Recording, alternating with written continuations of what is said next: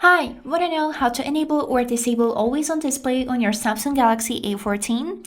So, the thing is that unfortunately this model of phone doesn't support always on display, but there is a application which is named Movies Edge which can easily put the always on display on your phone. So, when you have downloaded, we would need to click open and then give permission to draw over apps. Here we would need to select Movies Edge from the next screen, and here we would need to click on the slider to give permission to this application appear over other apps. Here we would need to go to this tab which is named AOD, and here choose any of the styles of always on display that you would like to use. For example, I like this one. So here's it how it looks, and now to apply this one we would need to click apply. Here we click on this cross to quit, and next thing that we got here is settings of the always on display.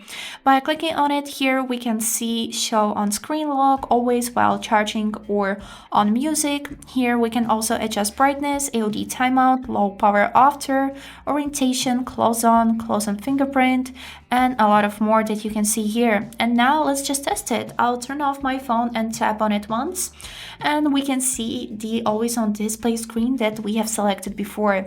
Here's how it looks, and now just last thing left, how to disable this feature.